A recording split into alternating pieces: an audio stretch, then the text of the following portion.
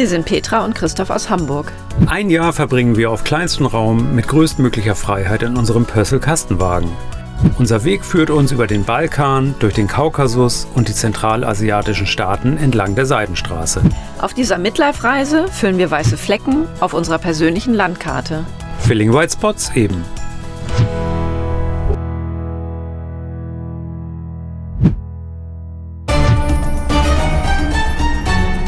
Wir sind jetzt kurz vorm Grenzübergang in Kipoi und sind sehr gespannt, ob wir hier über die Grenze kommen, denn Google wirft uns immer einen anderen Weg aus, der deutlich länger wäre. Insofern sind wir sehr gespannt, versuchen jetzt mal unser Glück und melden uns wieder, sobald wir in der Türkei sind. Bis später oder bis gleich hoffentlich. Letztlich verlief der Grenzübertritt entspannt und hat nur 45 Minuten gedauert. Unserem ersten Impuls, direkt an der Grenze eine Datenkarte zu kaufen, widerstehen wir. Stattdessen fahren wir in den nächstgrößeren Ort, kaufen ein 20 GB Paket von Turkcell und sparen so 15 €. Die erste Nacht verbringen wir 70 Kilometer vor Istanbul.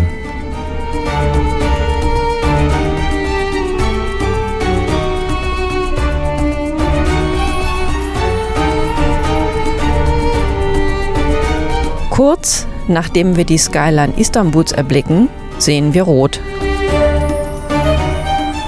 Im dichten Stadtverkehr befinden sich die Rückleuchten der Fahrzeuge vor uns im Dauereinsatz.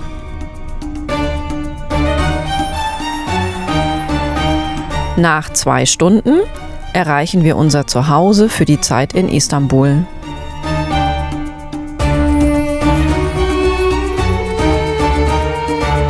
Wir haben diesen Platz gewählt, um einen sicheren, zentralen Ausgangspunkt für unsere Ausflüge in die Stadt zu haben. Der All-In-Preis für den Stellplatz beträgt pro Nacht 300 türkische Lira, umgerechnet etwa 15 €. Darin enthalten sind Strom, Wasser und die Nutzung der Waschmaschine. Die sanitären Anlagen teilt man sich mit dem angrenzenden Fußballplatz.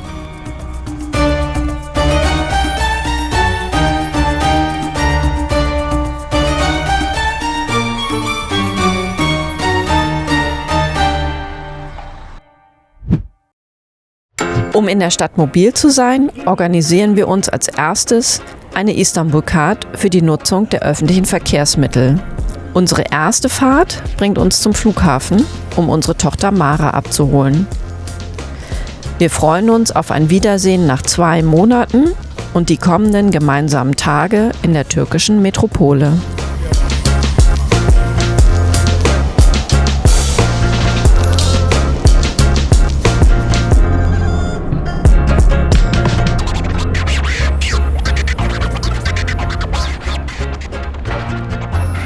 Vier Nächte zu dritt im Kastenwagen, das ist uns dann doch zu eng. Daher schläft Mara im nahegelegenen Cheers Lighthouse Hostel.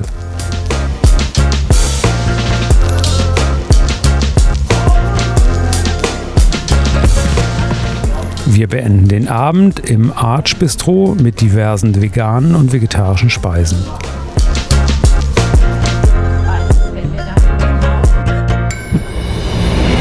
Am nächsten Morgen ist unser erstes Ziel die Sultan Ahmed Moschee, auch Blaue Moschee genannt.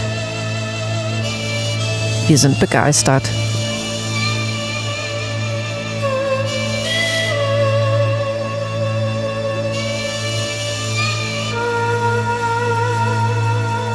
Im Anschluss gehen wir in die gegenüberliegende Hagia Sophia.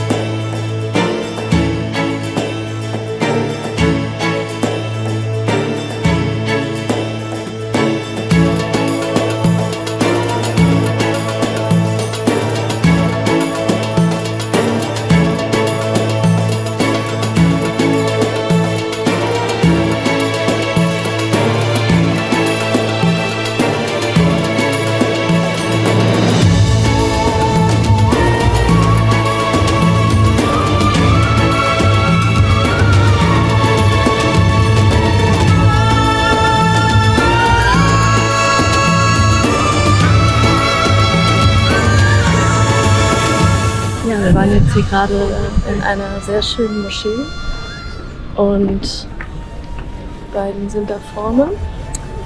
Und jetzt geht's ab auf den Bazar.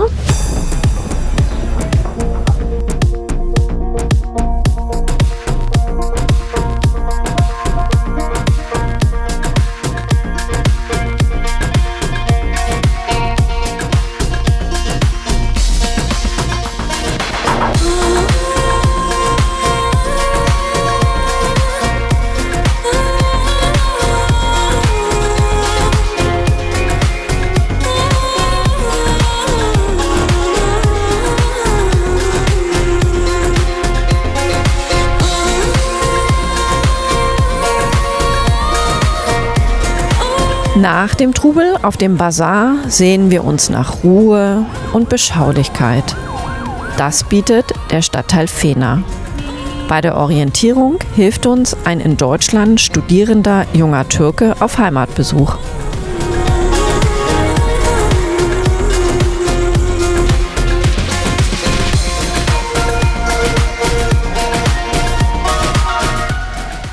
Im Stadtteil Fener entdecken wir das bezaubernde Café Naftalin und in ihm Istanbuls wahrscheinlich originellste Toilette.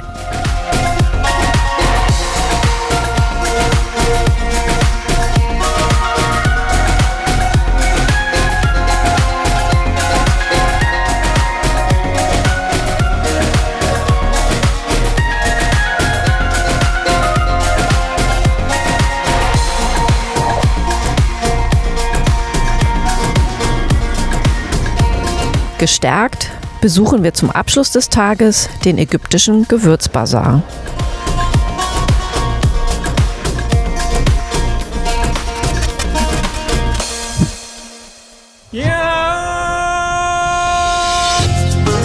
Tag 2 beginnen wir im Dolmabahce-Palast am europäischen Ufer des Bosporus. Der Palast war ab 1856 die Residenz der Sultane. Auch diese Sehenswürdigkeit begeistert uns aufgrund ihrer imposanten Bauweise und Inneneinrichtung. Insbesondere den Empfangssaal sollte man gesehen haben.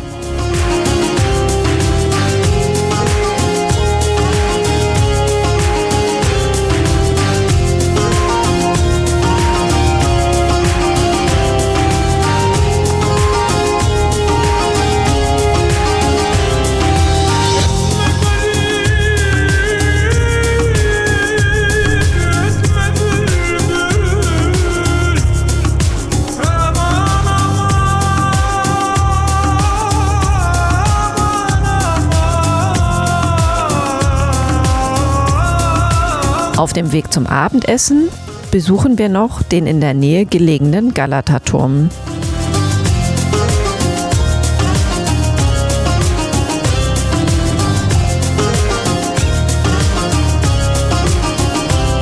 Das Vision Istanbul ist eine Empfehlung, die wir bei den Vanlifern Cheap Like a Bird gefunden haben. Für das Abendessen hier zahlen wir pro Person 4 €.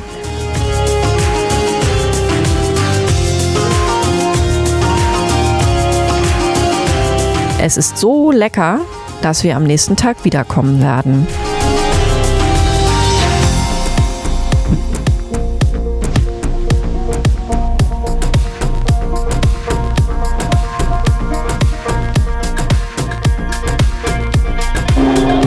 Ja, wir haben schon Tag 3 heute in Istanbul und eine der wichtigsten Sehenswürdigkeiten haben wir uns für heute vorgenommen. Das ist der Topkapi-Palast.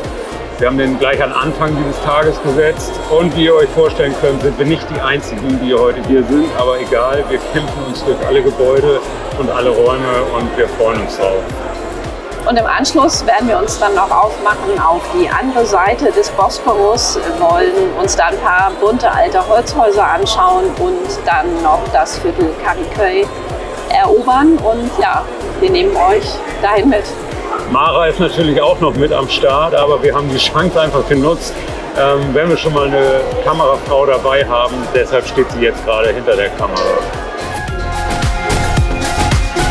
Der Topkapi-Palast wurde im 15. Jahrhundert errichtet und ist der ältere der beiden Paläste. Er besteht aus mehreren Gebäuden, getreu der türkischen Tradition. Er war jahrhundertelang der Sitz der Sultane im Osmanischen Reich.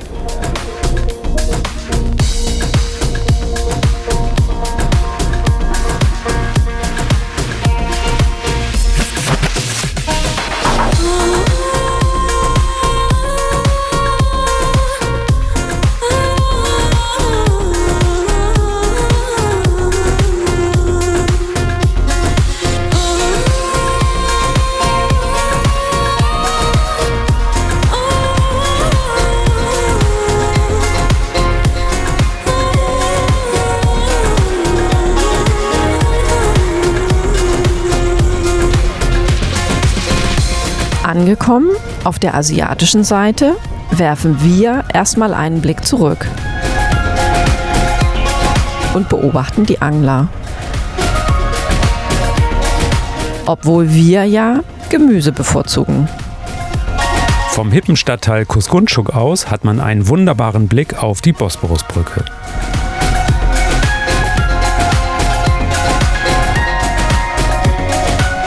Hier finden sich noch die typischen alten, bunten Holzhäuser, die vor einigen Jahren fast der Abrissbirne zum Opfer gefallen wären. Zum Abschluss zeigt uns Istanbul in der untergehenden Abendsonne seine romantische Seite.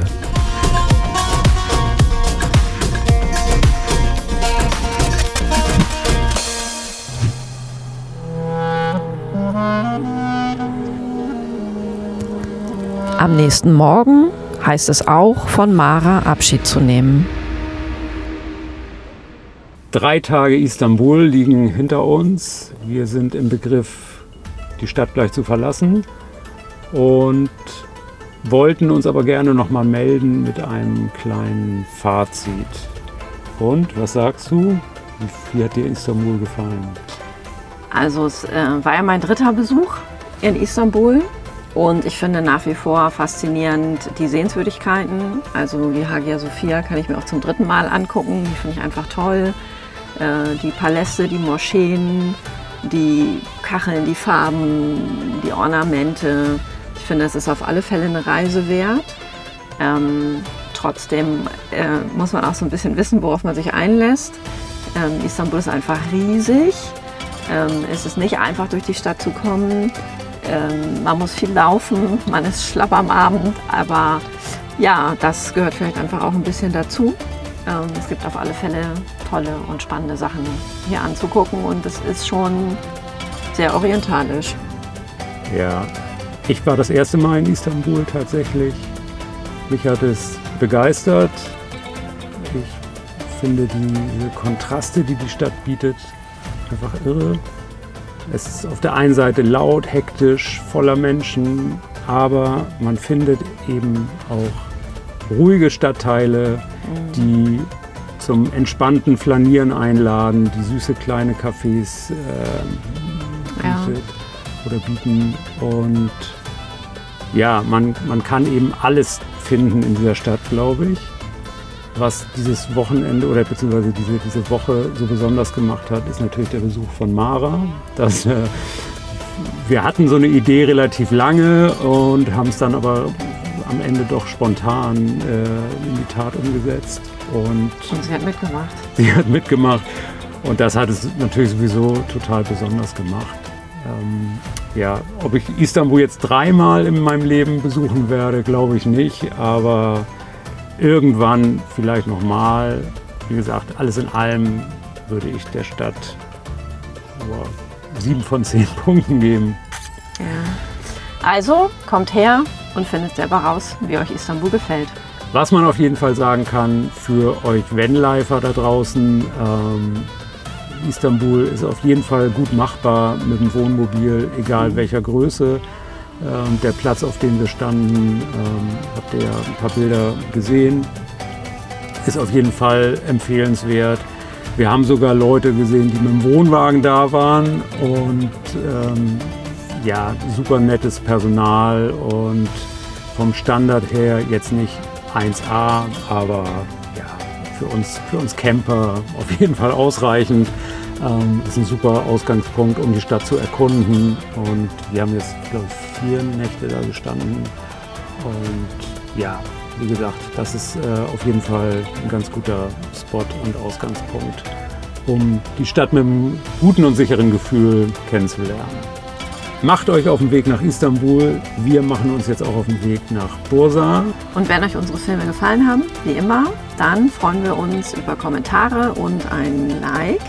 Und wenn ihr keine weiteren Ausgaben verpassen wollt, drückt ihr die Glocke und abonniert unseren Kanal. Bis dann. Unbedingt.